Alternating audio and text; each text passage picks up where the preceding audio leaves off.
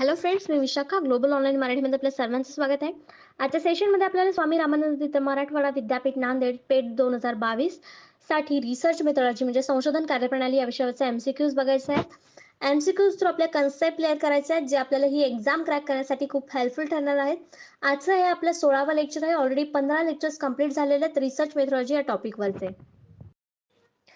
Session सुरू करण्यापूर्वी एक महत्त्वाची सूचना आणि संधी त्या स्टुडंट्ससाठी जे स्टुडंट्स या एक्झामला टार्गेट करत आहेत, ज्यांना ही एक्झाम क्लिअर करायची आहे, त्यांच्यासाठी स्पेशल कोर्स आम्ही घेऊन आलो आहोत. जो पेपर 1 रिसर्च मेथॉडॉजी म्हणजे 50% सिलेबस ज्याच्यावरती आहे किंवा 50% मार्क्स ज्याच्यावर आहे, त्याच्यासाठी कंप्लीट कोर्स आम्ही घेऊन आलो आहोत. ज्या कोर्समध्ये तुम्हाला मिळणार full syllabus notes, full syllabus test series, full syllabus video lectures, full syllabus live crash course देखील याच्यामध्ये असणार आहे. शिवाय 1000हून अधिक एमसीक्यू रिव्हिजन पीडीएफ असणार आहे, ज्याच्यामधून तुमचे सगळेच क्वेश्चन जे रिसर्च मेथॉडॉजीवर आहेत ते कंप्लीट होणार आहेत. ओके. आणि हा कोर्स जॉईन करण्यासाठी फक्त दिलेल्या व्हॉट्सअप नंबरवरती मेसेज करायचा आहे. फीस फक्त ₹599 आहे. यामध्ये तुमचा संपूर्ण सिलेबस कंप्लीट होणार आहे आणि 100% तुम्हाला याच्यामध्ये गॅरंटी मिळेल की रिसर्च मेथॉडॉजीचे संपूर्ण क्वेश्चन तुम्हाला येतील. ओके. तर युनिट 4 मध्ये आपल्याला पेट एक्झामसाठी काय येणार आहे तर hypothesis definition, characteristics of good hypothesis and sources of hypothesis, types of hypothesis, null hypothesis and alternative hypothesis, hypothesis testing type 1 and type 2 errors. तर हे जे पॉइंट्स आहेत ते लास्ट लेक्चरमध्ये आपण काही पॉइंट्स कव्हर केलेत, जसे की अल्टरनेटिव्ह हायपोथेसिस, नल हायपोथेसिस, हायपोथेसिसचे टाइप्स वेगळे वेगळे, सिंपल हायपोथेसिस, हे जे प्रकार आहेत ते आपण बघितले लास्ट एमसीक्यूज मधून, एमसीक्यूज थ्रू लास्ट लेक्चरमध्ये. आजच्या लेक्चरमध्ये आपण डेफिनेशन बघू शकतो, त्याचं कॅरेक्टरिस्टिक्स, फंक्शन हायपोथेसिसचं, त्यानंतर टाइप एरर्स जे आहेत, टाइप 1 एरर किंवा टाइप 2 एरर जे काय आहेत ते आपण समजून घेणार आहोत एमसीक्यू थ्रू, किंवा त्याच्यावरती एमसीक्यू कसे येऊ शकतात हे आपल्याला आजच्या लेक्चरमध्ये बघायचं आहे. तर फर्स्ट क्वेश्चन आपल्याला बघायचं आहे, children can learn a second language faster before the age of 7 is this statement. म्हणजे काय सांगितलेलं आहे की लहान मुलं जे आहेत ते वयाच्या 7व्या वर्षापर्यंत दुसरी भाषा म्हणजे जी मातृभाषा आहे ती सोडून दुसरी कुठलीही भाषा लवकर शिकतात किंवा शिकू शकतात, त्यांच्यामध्ये ती कॅपॅसिटी असते. हे जे स्टेटमेंट दिलेलं आहे ते स्टेटमेंट काय सांगतंय किंवा कसं आहे. ऑप्शन्स आहेत, ऑप्शन्स काय काय बघू आपण. नॉन सायंटिफिक स्टेटमेंट, याच्यामध्ये काय सायंटिफिक नाही असं आहे. सायंटिफिक आहे ना, हे प्रूव्ह झालेलं आहे किंवा असं जे स्टेटमेंट केलेलं आहे ते काहीतरी एक्सपिरियन्स वरून केलेलं आहे. मग हे अवैज्ञानिक विधान असेल का? नाही. मग दुसरं काय आहे, वन टेल्ड हायपोथेसिस, तिसरं आहे two tailed hypothesis and a null hypothesis. मग आपलं ए आन्सर इथे असणार आहे का? नाही. मग आपल्याकडे 3 ऑप्शन राहिलेले आहेत आणि त्याच्यामध्ये नल हायपोथेसिस आहे का ते तिथे रिजेक्ट केलेलं आहे का? ट्रू असून जे स्टेटमेंट दिलेलं आहे ते ट्रू असून रिजेक्ट केलेलं असेल तर तिथे तर नल हायपोथेसिस होतं. मग नल हायपोथेसिस मध्ये इथे कुठलं स्टेटमेंट दिसत नाही. मग आपलं हे पण ऑप्शन चुकीचं आहे. मग आपल्याला करेक्ट आन्सर या दोन्ही मधूनच मिळणार आहे. मग याच्यातलं करेक्ट आन्सर कुठला आहे? वन टेल्ड हायपोथेसिस, एक पूछ परिकल्पना ज्याला म्हणतो ते. बी हे ऑप्शन इथे आपल्याला करेक्ट मिळालेलं आहे. कसं? A one-tailed test is statistical test which the critical area of the distribution is one-sided. One tail test कधी म्हणतो आपण? जेव्हा तिथे साइड 1 असते, एकच साइड असते, दुसरी साइड नसते. मग तिथे आपल्याला एकच साइड दिसते की नाही, की 7 वर्षापर्यंत मुलं दुसरी भाषा शिकू शकतात. त्याचं रिझन दिलेलं नाहीये किंवा का शिकू शकत नाही किंवा का शिकू शकतात याच्यापेक्षा जास्त ते शिकू शकतात, हे वन साइडेड स्टेटमेंट आपल्याला दिलेलं आहे, म्हणून ते वन टेल्ड स्टेटमेंट आहे. So that it is either greater than or less than a certain value but not both. If the sample being tested falls into the one-side critical area, the alternative hypothesis will be accepted instead of the null hypothesis. The alternative hypothesis आपण कधी घेत असतो हे आपण काल बघितलेलं आहे कालच्या लेक्चर मध्ये. जेव्हा null hypothesis आपल्याला एक्सेप्ट करायचं नसतं तेव्हा तिथे आपण alternative hypothesis घेत असतो. तो वन साइडेड जेव्हा वन टेल्ड स्टेटमेंट जेव्हा असतं तिथे आपण या हायपोथेसिसचा विचार करू शकतो, अल्टरनेटिव्ह हायपोथेसिस किंवा null hypothesis. This is because it state the direction of effect. तर याच्यामध्ये काय सांगितलेलं आपल्याला, जे उदाहरण दिलं की वयाच्या 7व्या वर्षापर्यंत स्टुडंट्स किंवा लहान मुले जे आहेत ते 2 भाषा शिकतात, 2 लँग्वेज शिकतात. मग हे काय दिलेलं आहे, एकच डायरेक्शन दिलेली आहे इफेक्टची, एका विषयाच्या इफेक्टची म्हणजे परिणामांची ही आपल्याला डायरेक्शन दिलेली आहे, म्हणजे ही वन टेल्ड आहे. काय आहे? वन टेल्ड आहे. एकच इफेक्ट सांगितलेला आहे, एकच डायरेक्शन आपल्याला इथे सांगितलेले आहे, म्हणून हे आन्सर आपलं इथे बी करेक्ट आलं होतं, वन टेल्ड. तर नेक्स्ट क्वेश्चन आपण बघतोय सेकंड नंबरचा, what is the characteristics of hypothesis? गृहीतकांचं वैशिष्ट्य काय आहे? जे हायपोथेसिस आपण स्टेटमेंट्स मांडत असतो, तर ते स्टेटमेंट्सचं वैशिष्ट्य काय आहे, हे हायपोथेसिस आहे आपण कशावरून ओळखू शकतो, किंवा ते नेमकं काय आहे, त्याचे वैशिष्ट्य काय आहे, तर ते आपल्याला सांगायचं आहे. तर आपल्याला इथे ऑप्शन्स मध्ये काही स्टेटमेंट्स बद्दल वैशिष्ट्य दिलेले आहेत, ते कुठली कुठली बरोबर आहेत ते सांगायचं आहे. It is a tentative statement. हे आपलं जे स्टेटमेंट आहे ते बरोबर आहे. हे जे दिलेलं आपलं ऑप्शन बरोबर आहे का? कारण हे तात्पुरतं विधान असतं. जोपर्यंत आपण त्याच्यावर रिसर्च करत नाही, अनालिसिस करत नाही डेटा मिळालेला आणि त्यातून काही प्रूव्ह होत नाही, कन्क्लुजन सेम येत नाही, तोपर्यंत ते एक टेंटेटिव्ह स्टेटमेंट असतं. आणि जे कन्क्लुजन मध्ये प्रूव्ह होतं तेव्हा ते मग एक फायनल स्टेटमेंट होऊ शकतं. पण हे हायपोथेसिस हे टेंटेटिव्ह स्टेटमेंट असतं, ज्याच्यावरती आपण रिसर्च करतो. नेक्स्ट आहे इट्स व्हॅलिडिटी इज अननोन. मग हे सुद्धा आपल्याला बरोबर आहे. त्याची व्हॅलिडिटी काय आहे, वैधता काय आहे, हे आपल्याला काहीच माहित नसतं. एक अंदाजा स्टेटमेंट आपण तिथे मांडलेलं असतं की पुढे पुढे असा रिझल्ट आपल्याला मिळेल. मग हे पण आपलं आन्सर इथे बरोबर आहे. मग दोन ऑप्शन इथे आपलं बरोबर आलेलं आहे. मग दोन ऑप्शन असणार कुठला आन्सर आहे का इथे? नाहीये, एकच ऑप्शन आहे आपल्याला, जे आहे डी ऑल ऑफ दी अबो. हे तर आपल्याला मिळालं, पण तिसरं पण आपल्याला चेक करायचं आहे. In the most cases, it specifies a relationship between two or more variables. बहुतांश घटनांमध्ये हे दोन किंवा अधिक व्हेरिएबल्स बद्दल संबंध निर्दिष्ट करते. मग हे पण स्टेटमेंट आपण लास्ट लेक्चर मध्ये चेक केलं होतं की हे जे आहे वैशिष्ट्य ते हायपोथेसिसचं आहे, किंवा हायपोथेसिसचं हे काम आहे की दोन व्हेरिएबल्स मधला रिलेशनशिप स्पेसिफाय करणं. म्हणून हे जे तिन्ही स्टेटमेंट्स आहेत, तिन्ही ऑप्शन्स जे आहेत ते हायपोथेसिसचे कॅरेक्टरिस्टिक्स आहे असं आपण म्हणू शकतो. आणि ते तिन्ही कॅरेक्टर असल्यामुळे आपल्याला या क्वेश्चनचा आन्सर काय मिळणार आहे? D all of the above. वरील सर्व वैशिष्ट्ये ही गृहीतकाची आहेत, किंवा characteristics of hypothesis is all of the above असं आपण म्हणू शकतो. तर इथे अजून काय काय हायपोथेसिसचे कॅरेक्टरिस्टिक्स दिलेत, वैशिष्ट्य दिलेत, तर दिलेलं आहे hypothesis should B clear and precise. म्हणजे ते शुद्ध क्लिअर असलं पाहिजे, प्रिसाइज असलं पाहिजे, तेव्हा आपल्याला रिसर्च करण्यासाठी ते उपयुक्त ठरणार आहे. Hypothesis should B capable and being tested. म्हणजे हायपोथेसिस जे आपण मांडणार आहे, जे टेस्टेड केलं जाणार आहे, किंवा त्याची चाचणी झाली पाहिजे, अशा प्रकारचं ते हायपोथेसिस असलं पाहिजे. नेक्स्ट काय आहे? Hypothesis should state a relationship between variables if it happens to be rational hypothesis.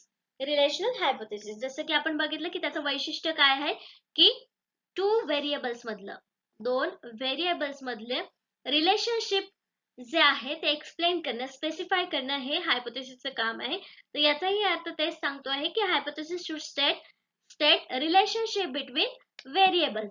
It may be one or two or more if it happens to be a relational hypothesis. Next काय आहे आपला? इथे बघितलं आपण 3, 1, next बघितलं 2, हे होतं 3 नंबरचं होतंय. आणि आता आपण 4th नंबरचं कॅरेक्टर बघतोय, कशाचं? हायपोथेसिसचं. Hypothesis should be limited in scope and must be specific. तर हायपोथेसिस कसा असावा? लिमिटेड असावा, आणि दुसरं मस्ट बी स्पेसिफिक. स्पेसिफिक म्हणजे काय? तर क्लिअर असावा, आपल्या विषयाशी रिलेव्हंट असावा. दुसरं कुठलाही त्याच्यामध्ये भुसा भरणं ज्याला आपण म्हणतो की एक्स्ट्रा थिंग्स त्याच्यामध्ये असणं. मोठ्याच्या मोठं हायपोथेसिस मध्ये स्टेटमेंट केलं तर ते आपल्याला अवघड होतं एखादा रिसर्च करण्यासाठी. म्हणून ते त्यांनी काय सांगितलेलं की लिमिटेड असावं आणि स्पेसिफिक असावं, म्हणजे ते आपल्याला सोपं जाईल. नेक्स्ट क्वेश्चन बघतोय आपण 3rd नंबरचा. What is not a function of hypothesis? गृहीतकाचं कार्य काय नाही? तर आपण जेव्हा जेव्हा क्वेश्चन नीट वाचत नाही तेव्हा तेव्हा आपण आपल्या हाताचे मार्क्स घालवतो. आपल्याला हे तर माहितीये की त्याचे हायपोथेसिस कॅरेक्टरिस्टिक्स काय आहेत आणि फंक्शन पण काय असणार आहेत हे आपल्याला थोडक्यात समजलेलं आहे. पण आपल्याला प्रश्न विचारलाय की what is not a function of hypothesis? हायपोथेसिसचं कुठलं काम नाहीये हे आपल्याला सांगायचंय. चारही ऑप्शन त्याच्यामध्ये येणार नाहीयेत. जेव्हा आपण वाचू तेव्हा आपल्या लक्षात येईल की एक फंक्शन यातलं नाहीये. तर बघूया एक एक स्टेटमेंट. ऑप्शन्स आहेत. It enables to specify, conclude what is true and what is false. हे खरे काय आणि खोटे काय आहे हे विशेषतः निष्कर्ष काढण्यास सक्षम करते किंवा सक्षम ठरते. तर हे स्टेटमेंट बरोबर आहे. कशासाठी आपण हायपोथेसिस मानतो की जे खरं आहे किंवा काय खोटं आहे हे काढण्यासाठी एक स्टेटमेंट किंवा निष्कर्ष काढण्यास मदत करतं. नेक्स्ट ऑप्शन काय दिलेलं आहे आपल्याला, it इन्शुअर्स only information needed will be collected. हे सुनिश्चित करते की फक्त आवश्यक माहिती गोळा केला जाईल. तर हायपोथेसिस मध्ये आपण एक जनरल स्टेटमेंट मानतो, टेंटेटिव्ह स्टेटमेंट मानतो की आपल्याला काय काय आवश्यक आहे किंवा आपल्या रिसर्च मध्ये काय मिळणार आहे. मग त्याच्यावरून आपण डेटा कुठला कलेक्ट करायचा आहे, कोणत्या प्रकारे कलेक्ट करायचा आहे, ही माहिती सुद्धा आपल्याला हायपोथेसिस वरून समजते. म्हणजे इथे आपला ऑप्शन बी सुद्धा करेक्ट आहे की हे सुद्धा कार्य आहे गृहीतकाचं, माहिती गोळा करण्यासाठी मदत करतं. नेक्स्ट आहे it replaces the research problem. तर या स्टेटमेंट मध्ये किंवा या ऑप्शन मध्ये थोडासा आपल्याला प्रॉब्लेम दिसतो, याला स्टार करून नेक्स्ट ऑप्शन काय आहे वाचूया. It provides focus to the research problem and enhance objectivity. हे संशोधन समस्येवर लक्ष केंद्रित करते आणि वस्तुनिष्ठता वाढवते. तर हे हायपोथेसिस बद्दल बरोबर आहे का, हे फंक्शन आहे का, तर हो, जो आपण रिसर्च प्रॉब्लेम निवडलेला आहे हायपोथेसिस मध्ये आपण तो मांडत असतो, म्हणजेच तो संशोधन समस्येवर लक्ष केंद्रित करतो आहे. आणि शिवाय त्याच्यावरती वस्तुनिष्ठता का वाढवतोय, कारण त्यावरतीच आधारे आपण पुढचा रिसर्च करत आहे, म्हणून इथे त्याची वस्तुनिष्ठता वाढत आहे. मग डी ऑप्शन सुद्धा आपलं बरोबर आहे. हे तिन्ही कार्य आपल्याला जे आहे ते हायपोथेसिस दिसत आहेत, पण एक्सेप्ट सी, काहीही असो पण रिसर्च प्रॉब्लेमला काहीच रिप्लेस करत नाही, कारण तो आपण खूप डीप स्टडी करून आपण सर्च केलेला असतो आणि त्यावरती आधारित आपल्याला सोल्युशन शोधण्यासाठी रिसर्च करावा लागतो. मग हे संशोधन समस्येची जागा घेऊ शकतं का हायपोथेसिस, नाही. मग हेच जे कार्य आहे, फंक्शन आहे, ते हायपोथेसिसचं नाही. म्हणजे आपलं करेक्ट आन्सर देते काय आहे ते C, it replace the research problem. हे संशोधन समस्येची जागा घेते किंवा घेऊ शकतं, हे जे ऑप्शन आहे ते चुकीचं आहे, हे फंक्शन हायपोथेसिसचं नाही, म्हणून इथं आपलं करेक्ट आन्सर सी आलेलं आहे. तर ऑप्शन आपल्याला सी करेक्ट मिळालं होतं. A major function of hypothesis is to make it possible to test theories. तर हायपोथेसिसचं मेन फंक्शन किंवा कार्य काय असतं, जे आपल्या थेरीज निर्माण झालेल्या आहेत, तयार केलेल्या आहेत, त्या टेस्ट करणं, म्हणजे चाचणीमध्ये त्याची चाचणी घेणं, त्याच्यामध्ये पास करण्यासाठी, म्हणजे जी थेरी आहे ती खरंच लागू होते की नाही हे चेक करणं म्हणजे थोडक्यात टेस्ट करणं, चाचणी घेणं. तर ते करण्याचं काम हायपोथेसिस आहे. In this regard, alternative definition of hypothesis is that it is the statement of theory is testable forms. म्हणजे theory testable form मध्ये असते, त्याला आपण hypothesis म्हणू शकतो किंवा hypothesis फंक्शन असतं. All statements of theory is in testable form are called hypothesis. Hypothesis चे definition आपल्याला इथे थोडक्यात मिळालेले आहे की काय, all statements of theories in testable form are called hypothesis. म्हणजे ज्या काही थेरीज आहेत, ज्या टेस्टेबल फॉर्म मध्ये असतात, म्हणजे चाचणी करण्यायोग्य असतात, त्याला आपण हायपोथेसिस म्हणू शकतो. Some hypothesis are not associated with any particular theory. म्हणजे काही जे हायपोथेसिस असतात ते कुठल्याच थेरीशी, पर्टिक्युलर थेरीशी असोसिएट नसतात किंवा त्याच्याशी संबंधित नसतात, असं आपण म्हणू शकतो. तर काही फंक्शन्स आपल्याला हायपोथेसिस या क्वेश्चन मध्ये, या एमसीक्यू मध्ये कळालेले आहेत. तर नेक्स्ट क्वेश्चन बघतो आपण 4th नंबरचा. Any type of hypothesis can become the basis on an inquiry. कोणत्याही प्रकारच्या गृहीतकाचा चौकशीवर आधार बनू शकतो. हे स्टेटमेंट कसं आहे, खरं आहे की खोटं आहे. दोन ऑप्शन दिलेले आहेत आपल्याला. एक्झाम मध्ये कदाचित असे दोन ऑप्शन येणार नाहीत, आपल्याला चारच ऑप्शन येतील, त्याच्यामध्ये वेगवेगळे ऑप्शन येतील, पण ट्रू अँड फॉल्स पैकी आपल्याला याच्यात एक आन्सर निवडायचा आहे की any type of hypothesis can become the basis on the enquiry. चौकशीच्या आधारावर एखादा गृहीतकाचा प्रकार होऊ शकतो का, म्हणजे हायपोथेसिसचा प्रकार होऊ शकतो का. तर खरंच याचं करेक्ट आन्सर काय असणार आहे, ऑफकोर्स ट्रू. ए जे करेक्ट ऑप्शन आहे आपल्या इथे, तर ते आहे ए. का, तर कसलीही एन्क्वायरी असू द्या, आपण कसलाही क्वेश्चन निवडू द्या, आपण जे काही क्वेश्चन निवडतोय त्याच्यावरती आपण एन्क्वायरीज करतोय ना, मग त्याच्यावरती आपण हायपोथेसिस मांडू शकतो. सिंपल आहे, क्वेश्चन सिंपल आहे, वाचल्यानंतर आपल्याला अगदी काळजीपूर्वक असलं तर आन्सर लगेच मिळेल, पण जेव्हा आपण सुरुवातीला वाचतो की any type of hypothesis can become the basis on the enquiry, असं बघितल्यानंतर त्याचा आन्सर काहीतरी वेगळा असेल किंवा रिझन काहीतरी वेगळं असेल असं वाटतं, पण तेच आहे की आपण कुठल्याही एन्क्वायरी वरती म्हणजे आधारित असू शकतं हायपोथेसिस. जे काही आपण एन्क्वायरी करतोय त्याच्यावरती हायपोथेसिस कुठल्याही टाइपचा असू शकतो, म्हणून आपल्या इथे करेक्ट आन्सर ए मिळालेला आहे, ट्रू. तर करेक्ट ऑप्शन ए मिळालं, जे होतं true. A hypothesis is a hunch, assumptions, suspicion, assertion or an idea about the phenomena, relationship or situation, the reality of truth of which you do not know. Researchers call these assumptions hunches, hypothesis, and they become the basis of inquiry.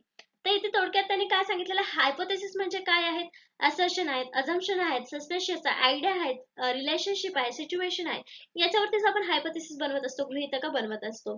आणि तेच कशाबद्दल असतात, सत्य घटना किंवा जे खऱ्या घटना आहेत, ट्रूथ आहे, त्यावरतीच हे बनलेलं असतं. पण ज्या घटना आपल्याला माहिती नाहीयेत त्या, आणि त्या प्रूव्ह करण्यासाठी मग आपण वेगळी थेअरी मांडतो, वेगळा रिसर्च करतो. पण आधी हे काय मांडत असतो आपण, स्टेटमेंट जे ट्रू आहेत, रियालिटी आहेत, पण जे अननोन आहेत, कोणाला माहिती नाहीत.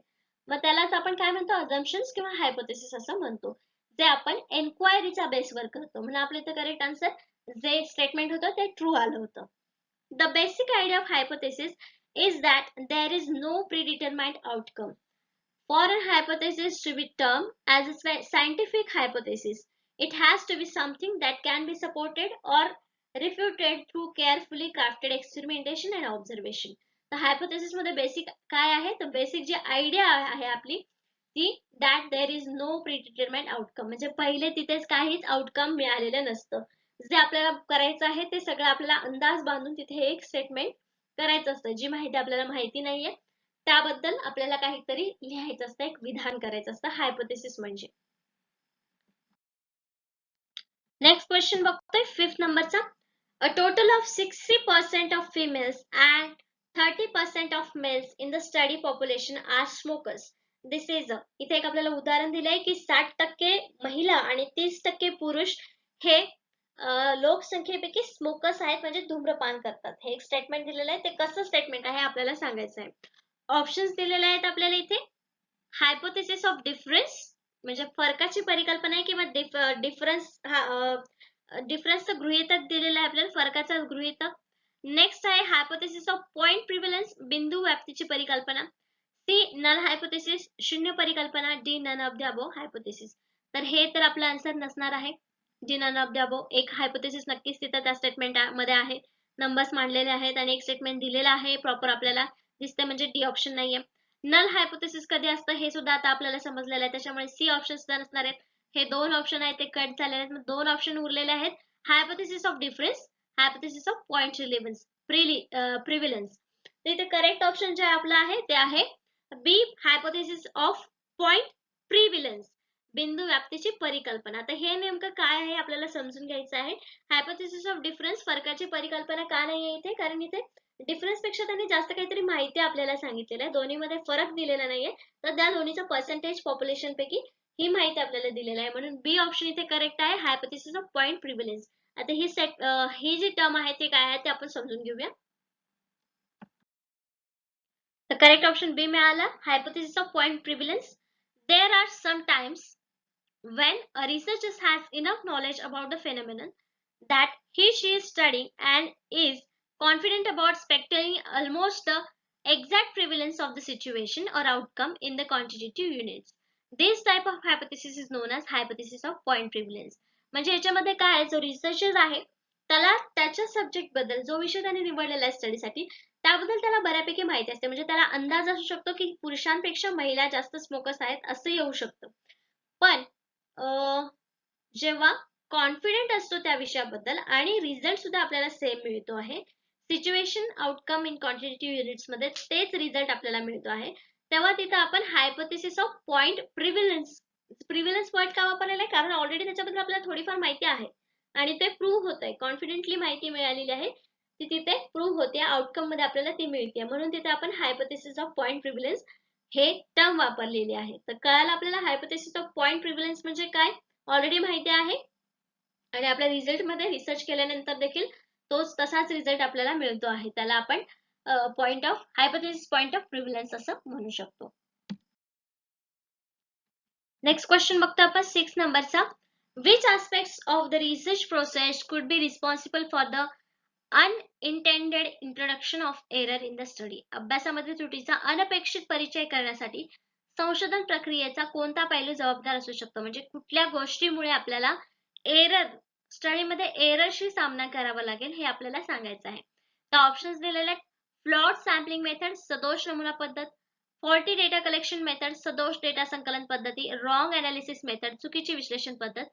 D all of the above. तर याच्यामध्ये आपल्याला प्रश्न वाचल्यानंतर लगेच लक्षात येईल की कशामुळे स्टडीमध्ये एरर येईल असं आपण सांगू शकतो दिलेल्या ऑप्शन्स पैकी.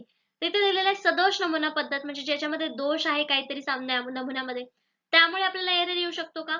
येऊ शकतो. फॉल्टी डेटा कलेक्शन मेथड म्हणजे चुकीची डेटा संकलनाची पद्धत वापरली तर आपल्याला डेटा सुद्धा चुकीचा मिळेल आणि विश्लेषण करताना मग आपल्याला एरर मिळत जातील.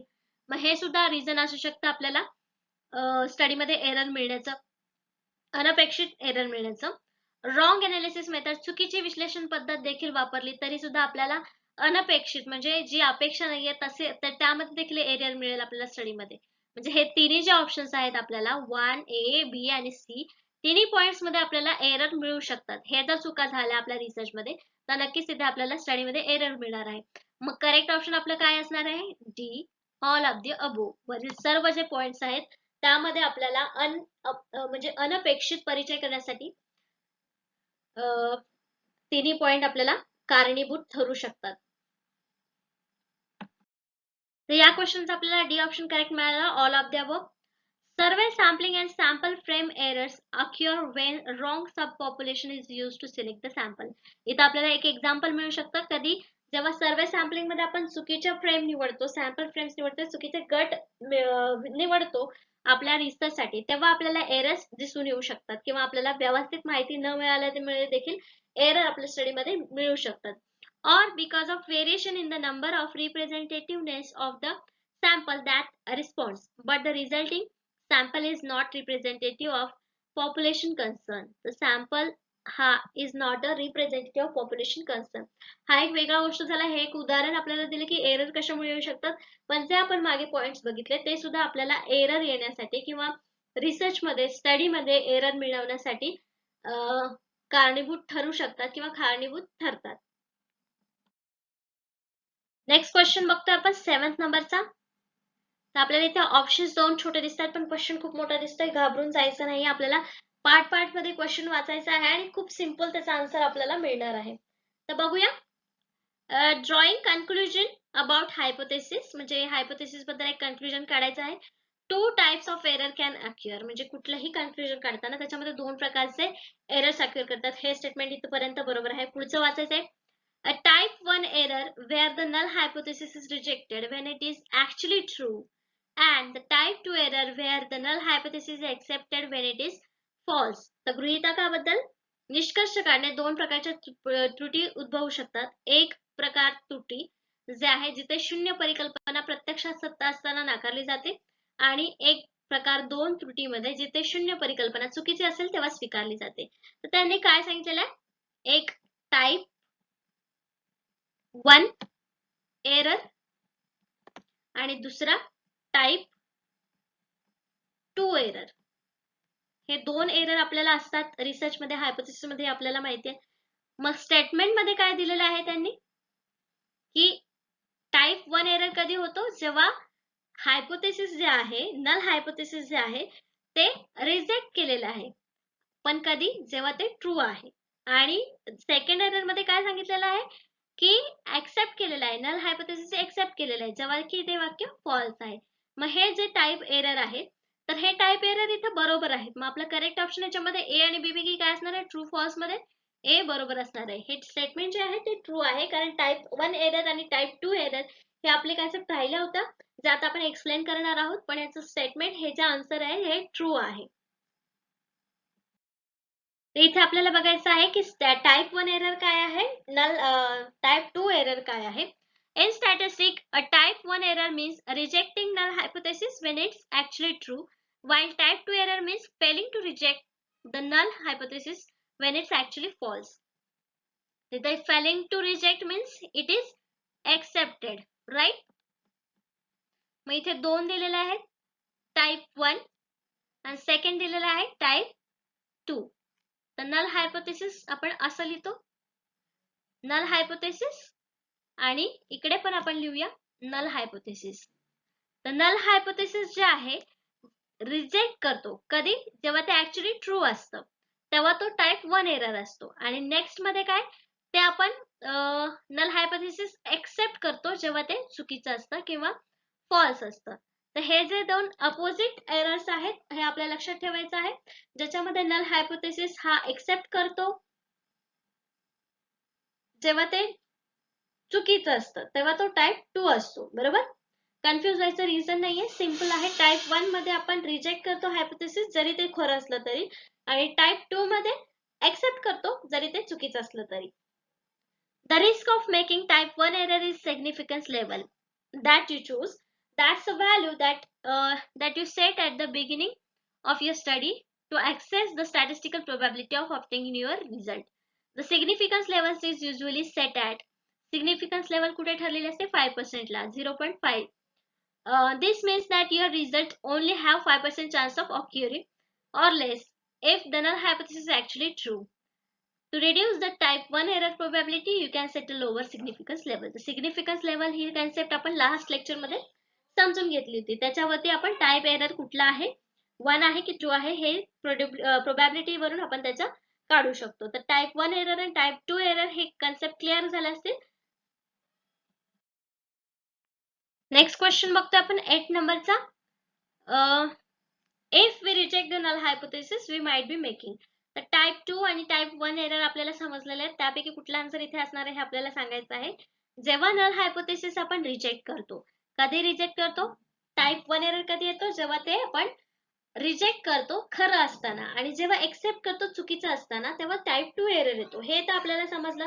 मग इथे सांगितलं की we reject the null hypothesis we might be making. जर आपण शून्य परिकल्पना नाकारली तर आपण कदाचित बनवत असू. काय बनवत असू? तिथं ऑप्शन्स दिलेले आहेत. Type 1 error, type 2 error, a correct decision और अनप्रिडिक्टेबल अनअपेक्षित. त्याचं करेक्ट आन्सर काय असणार आहे? टाइप 1 एरर इथे सांगितलंय की जे स्टेटमेंट आहे म्हणजे नल हायपोथेसिस हे ट्रू आहे जेव्हा आपण रिजेक्ट केलंय. टाइप एरर 1 नाहीये तिथं कारण त्यांनी ट्रू आहे सांगितलेलं नाहीये. टाइप 2 एरर आहे का?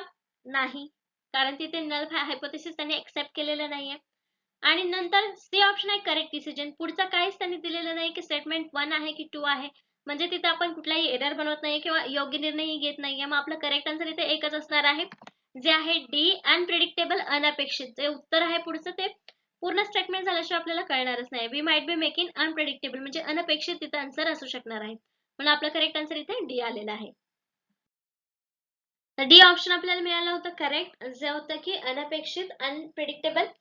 तर ते आहे if there is a less than a 5% chance of result as extreme as sample result if the null hypothesis were true. म्हणजे त्यांनी पण सांगितलं की तिथे काही 5% चान्स असते की नल हायपोथेसिस हे ट्रू आहे, तर तिथे 1 एरर टाइप हा तयार झाला असता. पण तिथे हायपोथेसिस रिजेक्ट केलेला आहे, पण तो ट्रू आहे की फॉल्स आहे हे देखील आपल्याला सांगितलेलं. मग कुठलाही एरर तिथे होत नाहीये किंवा आपला डिसिजन खरा आहे किंवा चुकीचा आहे किंवा हे सुद्धा आपल्याला सांगता येत नाहीये. आणि त्यामुळेच आपलं क्वेश्चन होतं की रिझल्ट आन्सर जे होतं ते होतं unpredictable अनअपेक्षित. When this happens, the result said to be statistically significant.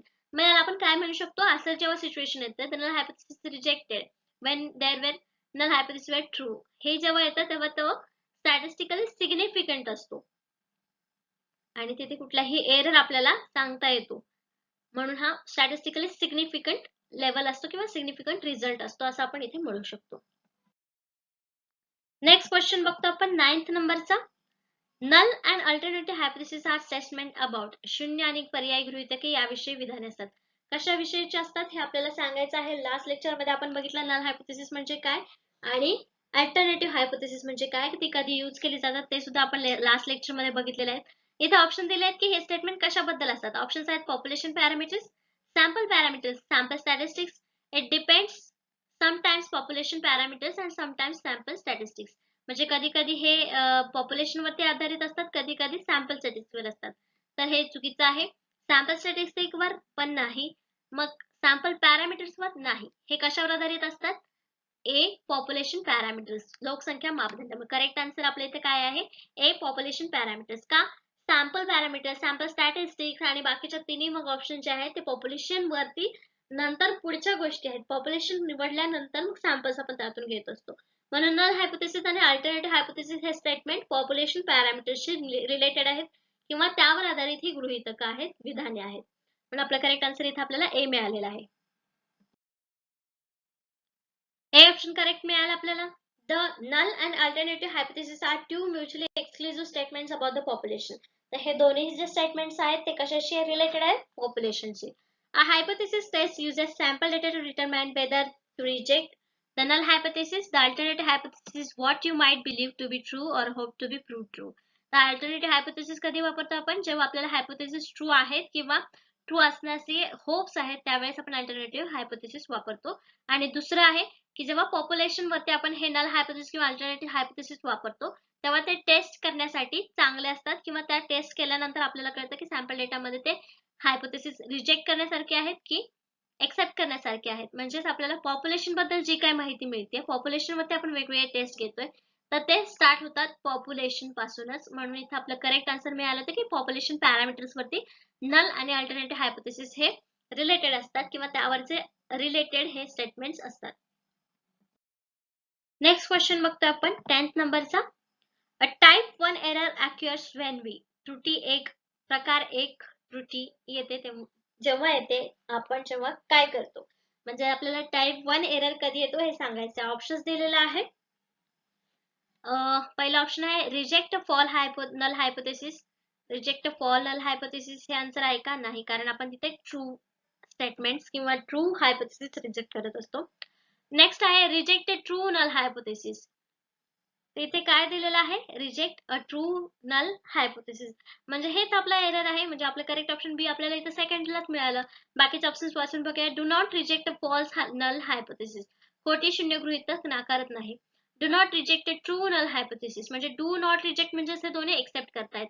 मग टाइप 1 एरर मध्ये रिजेक्ट चे रिलेटेड आहे म्हणजे हे दोन्ही सुद्धा आपले ऑप्शन्स कटणार आहे तिथे एक्सेप्ट करतात. ई आहे fail to make a decision regarding whether to reject a hypothesis or not.